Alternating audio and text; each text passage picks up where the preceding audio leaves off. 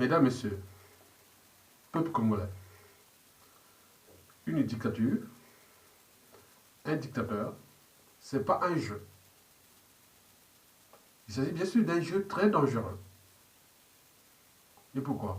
Parce que un dictateur, une dictature, ça tue, ça brise des vies, ça détruit les libertés, la dignité des uns et des autres. Et comme notre dictateur infatigable est atypique, parce qu'il brise non seulement des vies, mais il est également en train de détruire ce pays. Et donc, il ne s'agit pas d'un jeu. Nous ne sommes pas dans le jeu. Quand vous venez dans les vidéos, prenez quand même votre responsabilité. Je crois que vous avez au moins un cerveau, une âme et une conscience. Comme l'est le Premier ministre britannique, Boris Johnson, qui, au sommet de la conférence sur la paix en Libye, avait refusé de saluer ou de rencontrer même Denis Sassou Nguesso. Il a dit que c'est un criminel. Je ne salue pas un criminel. Donc, vous imaginez déjà l'ampleur du personnage qui est liberticide, antidémocratique, antisocial, criminogène, immoral, dissolu, confiscatoire et briseur de vie et d'un pays.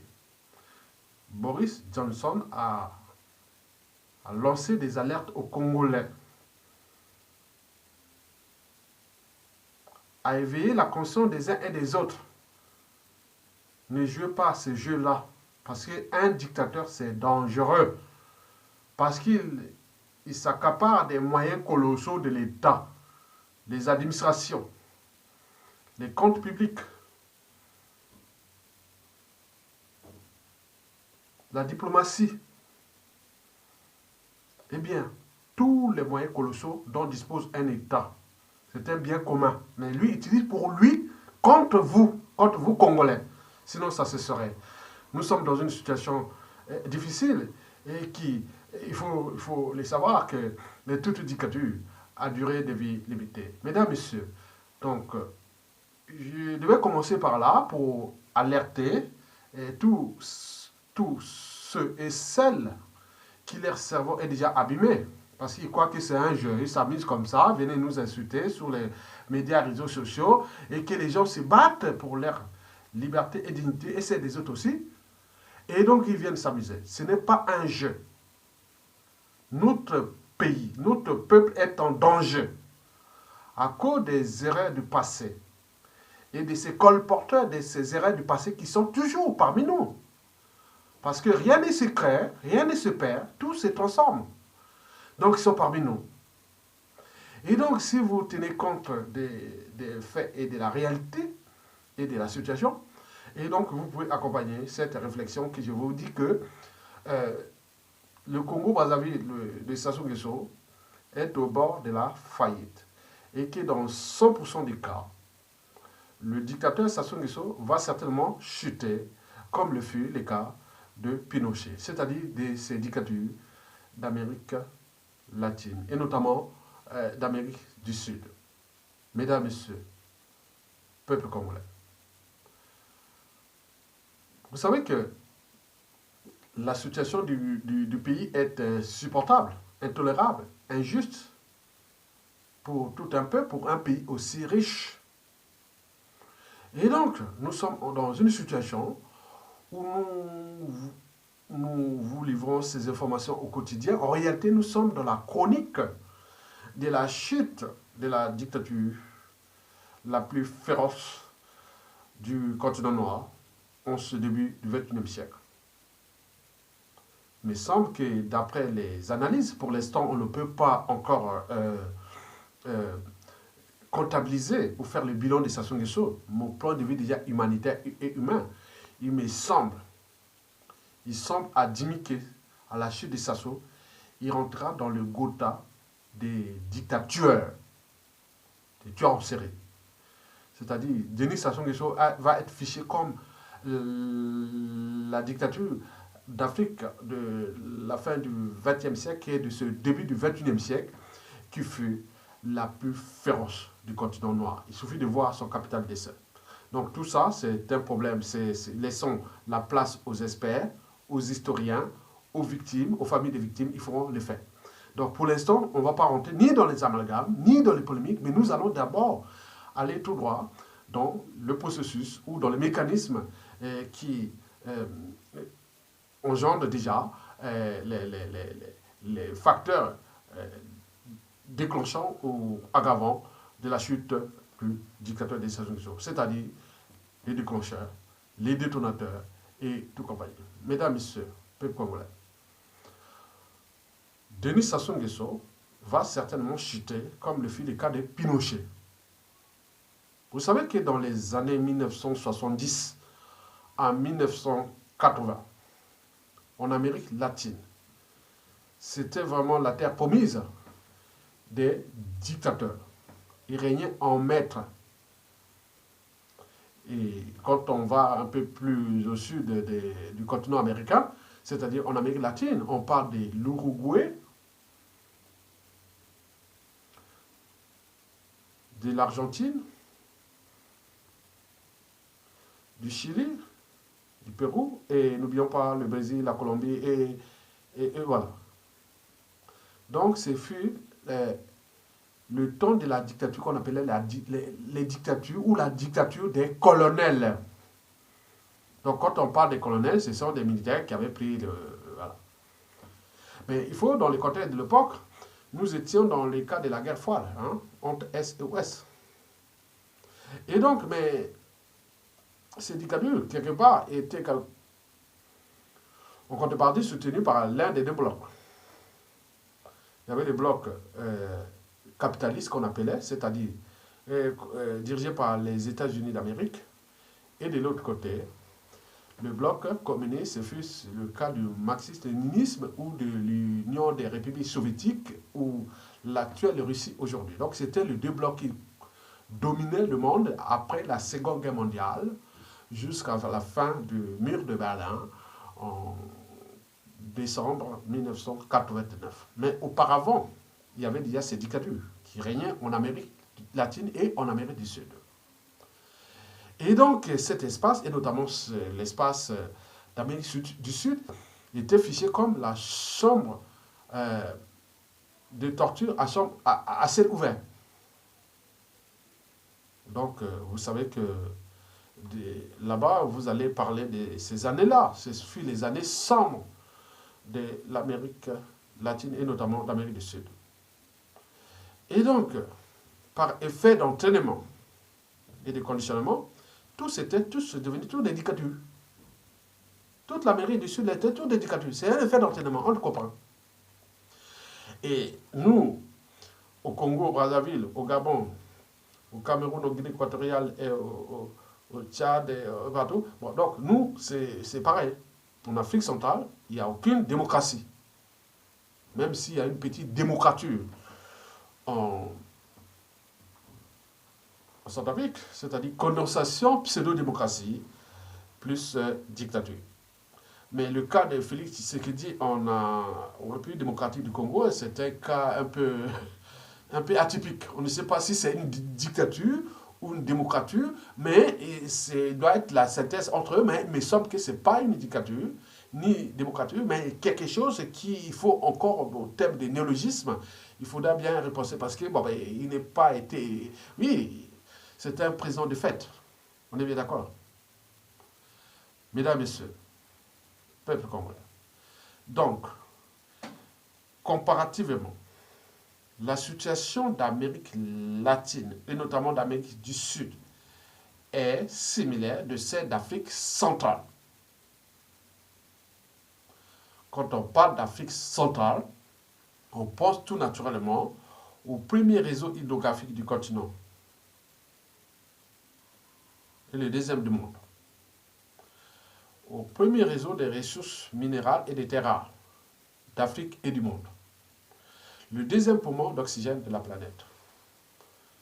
le bloc qui regroupe, avec le vol de Guinée, les premiers producteurs de pétrole. Donc il y a tout là-bas. Le soleil à gogo, les écosystèmes à gogo, mais le problème, c'est que nous sommes aujourd'hui sous la mainmise des dictatures qui, quelque part, il ne faut pas toujours aller trouver des boucs émissaires. C'est d'abord notre anthropologie politique, sociale, culturelle, africaine, nous-mêmes. C'est nous-mêmes les problèmes. Ce n'est pas d'abord les étrangers. Parce qu'on ne rentre pas chez vous comme on rentre dans un moulin. Vous ne laissez pas la clé de votre maison à un voleur, ou la garde de votre maison à un pédophile, ou la garde de votre poulailler à un renard. Donc c'est nous-mêmes, il faut savoir sur ce plan, chercher les boucs émissaires et tout compagnie, historiquement, avec ce qui s'est passé.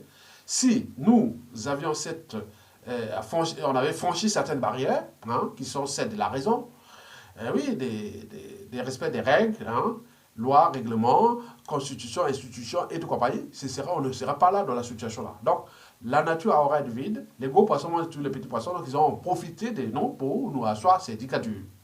Et qui, comme par effet d'acharnement entre nous-mêmes, ils sont là en train de se battre et pour que nous restions ensemble, encore là, dans les conditions de l'esclavage ou du néocolonialisme et tout compagnie. Donc, sur ce plan, je positionne mon combat qui, avant d'aller penser aux autres, commencer par balayer sur soi-même.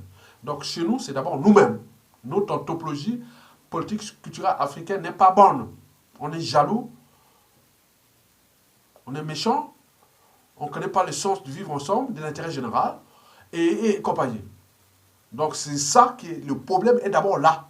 Ne cherchez pas, oh la photo blanc, la photo... Avant tout c'était les blancs, non? Les occidentaux. Maintenant aujourd'hui, c'est les Chinois. Maintenant on va trouver que les boucs émissaires. Non, non, non, non, non, non, non. Sortons les boucs émissaires. Vous avez tout compris. Donc, j'en reviens sur la situation comparative de la chute inévitable, inéluctable de Denis Sassou Nguesso qui sera comparable à celle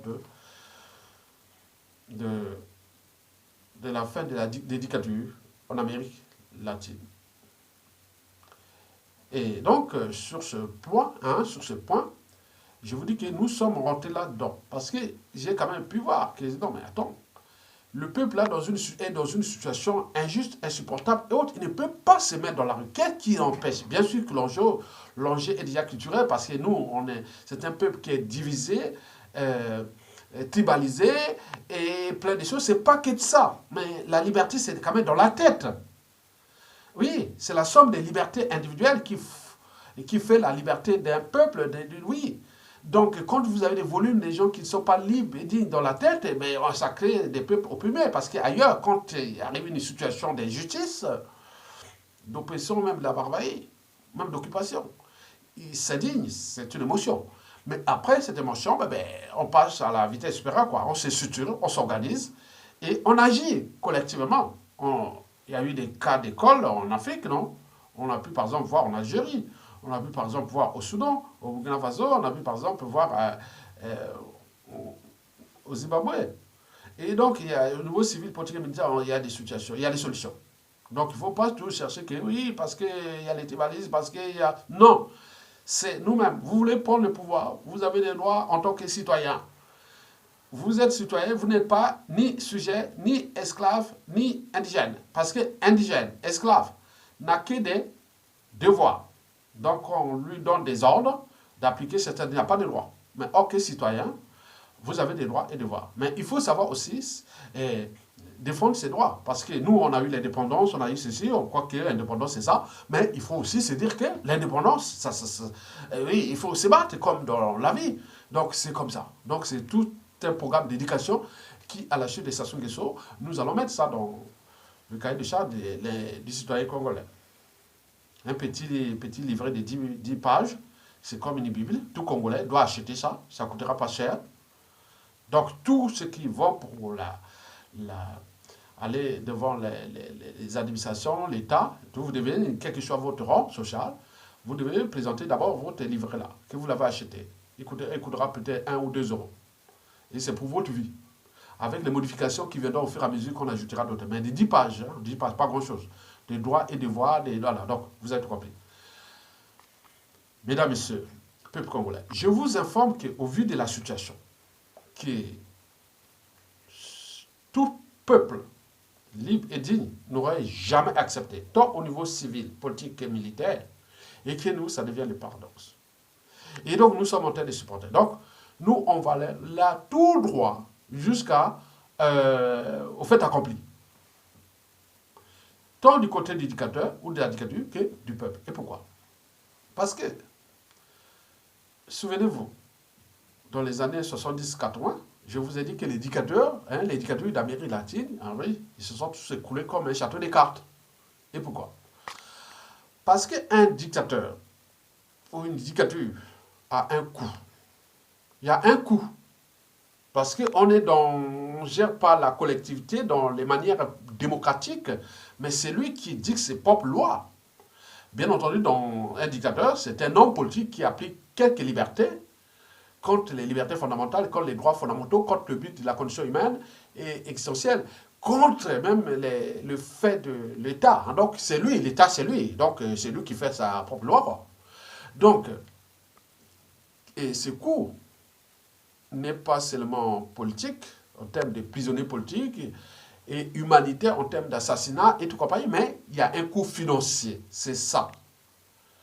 Un coût financier. Dans les années 1970 à 1980, toutes les dictatures d'Amérique latine, ils avaient vidé leurs caisses. Les caisses de l'État étaient vides.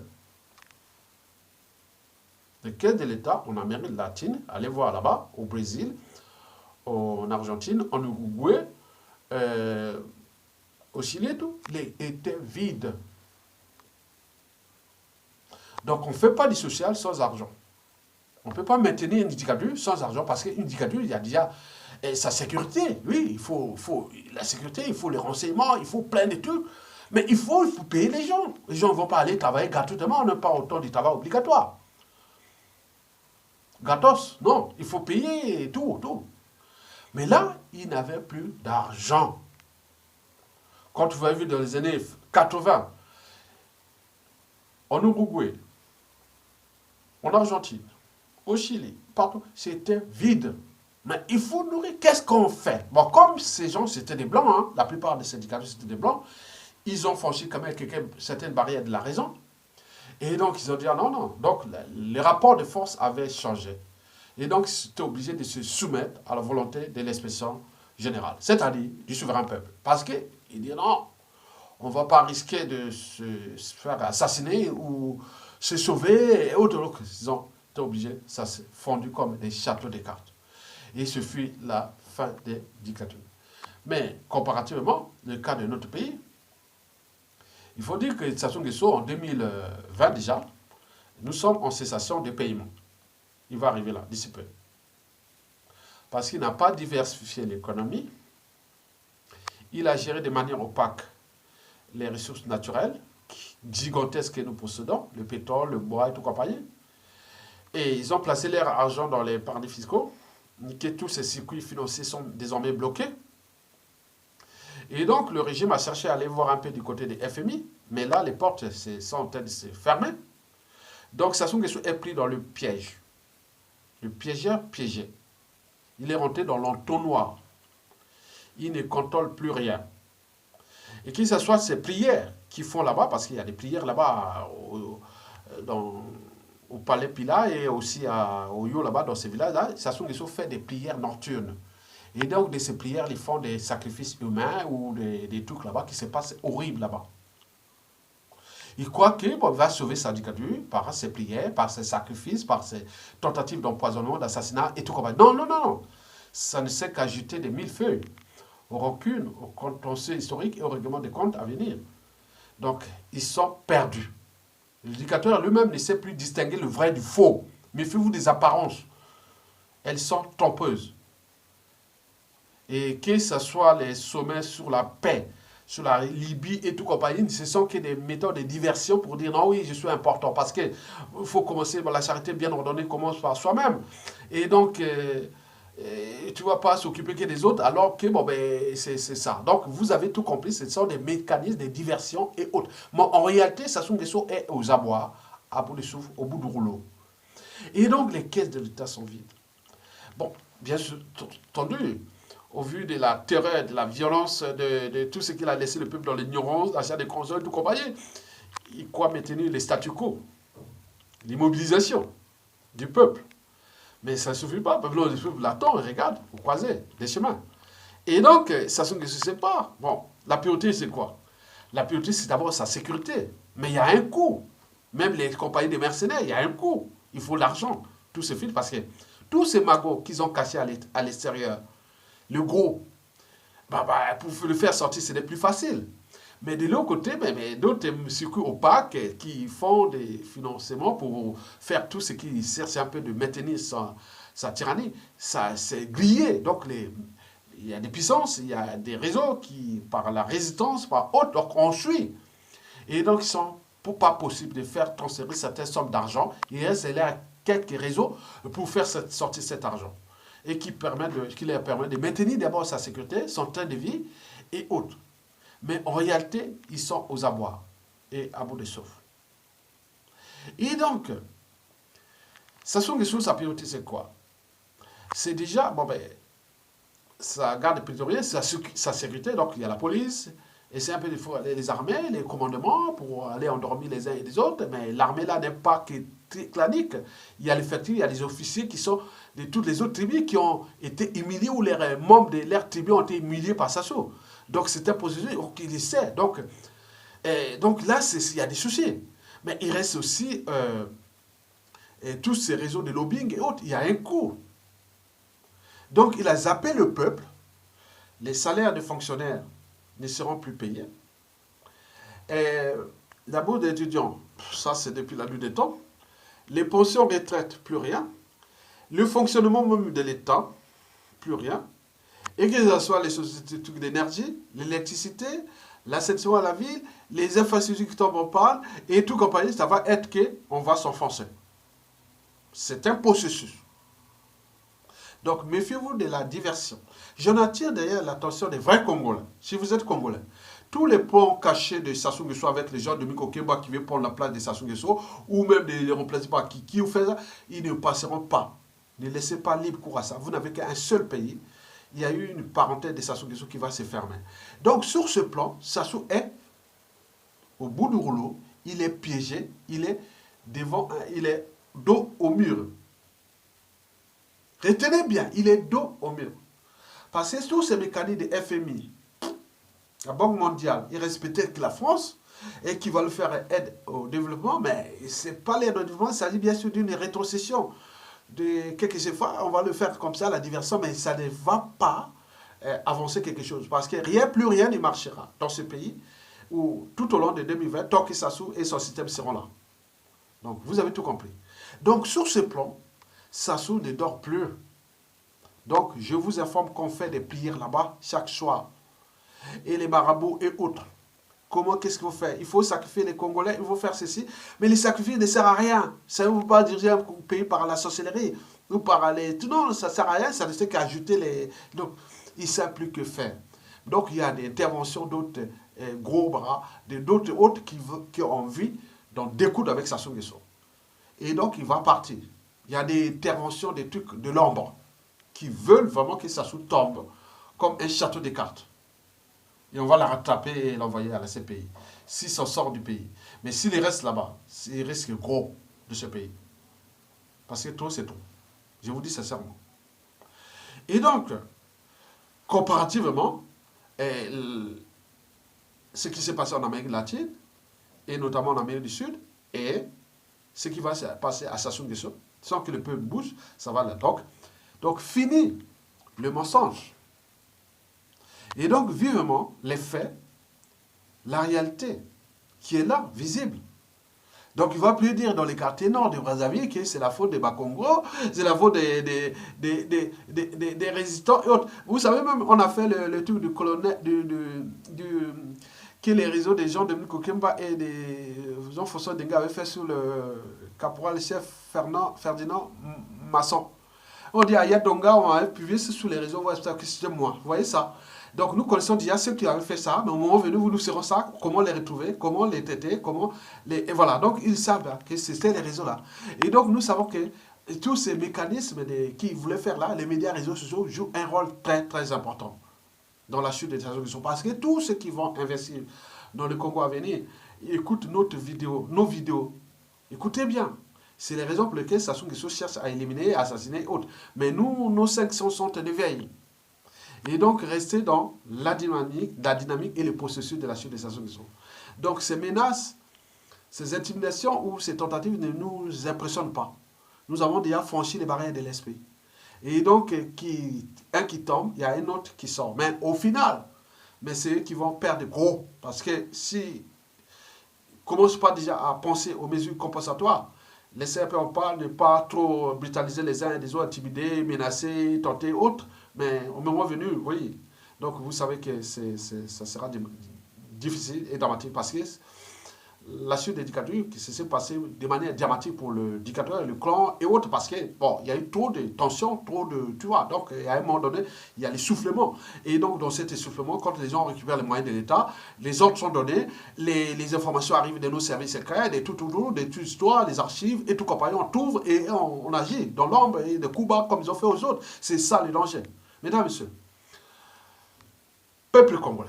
Donc, je vous informe que au vu de tout ce que je vous ai précité, donc Sassou Nguesso, sa chute, certainement sera comme celle que fut le cas en Amérique latine, en Amérique du Sud, par le fondement de l'économie, des finances et tout compagnie. Donc on se dirige là. On est d'accord? Bon, il faut maintenant penser l'après. L'après, déjà, les tables rondes sur les institutions nouvelles, la transition et tout ça, il n'y a pas de souci. Mais il faut savoir qu'en Amérique latine, et notamment en Amérique du Sud, vous avez vu quand même, il y a eu des transformations majeures. Regardez le cas du Brésil, devenu une grande puissance économique. Regardez l'Uruguay. Vous allez là-bas, le président de l'Uruguay, ce fut un modèle d'un président que vous allez voir, le président, ce président qui était dans une cabane, tranquille, un président de la République, dans une cabane. Il vit comme au village, quoi, avec les... Voilà. Mais il sort seulement pour aller au palais, pour aller faire les missions là. Donc ça a créé d'autres modes de pensée de l'humanité, de l'humanisme, du modèle politique, économique et un autre état d'esprit en rapport avec le pouvoir. Ça entraînait beaucoup de choses. vous avez par exemple pu voir en Colombie, ça donnait beaucoup de choses. Au Chili, vous allez par exemple voir qu'il y a eu la fille de l'ex-président Salvador Allende, qui avait pris le pouvoir, les Bachelet et tout. Voilà, donc c'est ça, donc ça crée beaucoup de références. Donc les crises d'une dictature, comme j'ai dit que toutes les crises ne sont pas toujours négatives, mais ça engendre d'autres esprits, d'autres modes de pensée, d'autres modèles politiques, économiques et autres. Donc ce que nous sommes en train de repenser pour le Congo, donc c'est une crise qui d'ici peu de temps va certainement transformer le Congo. Parce que nous avions appris beaucoup des erreurs du passé. Ce n'est pas les colporteurs, ils sont là parmi nous. Donc nous, on va être sur 3 blocs. Il y a le bloc de l'ancien régime.